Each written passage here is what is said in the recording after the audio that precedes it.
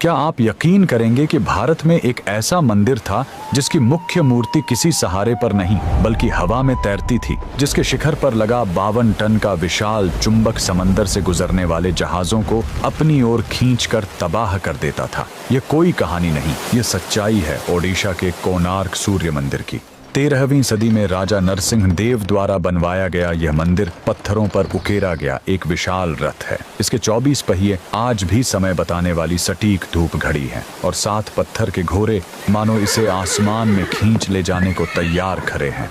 लेकिन इस भव्यता के पीछे एक ऐसी कहानी छिपी है जो आपके रोंगटे खड़े कर देगी। मंदिर का निर्माण अंतिम चरण में था। 1200 महान कारीगर 12 सालों से मेहनत कर रहे थे, लेकिन कोई भी मंदिर के भारी शिखर को सही जगह नहीं बैठा पा रहा था। राजा ने आदेश दिया कि अगर कल सुबह तक काम पूरा नहीं हुआ तो सभी 1200 कारीगरों के सिर काट दिए जाएंगे। तभी वहां एक 12 साल का बालक आया, धर्मपद, जो मुख्य शिल्पकार का बेटा था। अपनी अद्भुत प्रतिभा से उसने वो कर दिखाया जो अनुभवी कारीगर नहीं कर पाए। उसने शिखर बैठा दिया, लेकिन खुश होने के बजाय कारीगर डर गए कि राजा को पता चला तो उनकी इज्जत मिट्टी में मिल जाएगी। अपने पिता और 1200 कारीगरों के प्राण बचाने के लिए उस 12 साल के बच्चे ने उसी मंदिर के शिखर से चंद्रभागा नदी में छलांग लगा दी। एक नन्हे बलिदान ने इस मंदिर को तो खड़ा कर दिया, पर इसकी दीवारों में हमेशा के लिए एक दर्द दफन हो गया। पर इस दिव्य मंदिर की चमक दुनिया को खटकने लगी।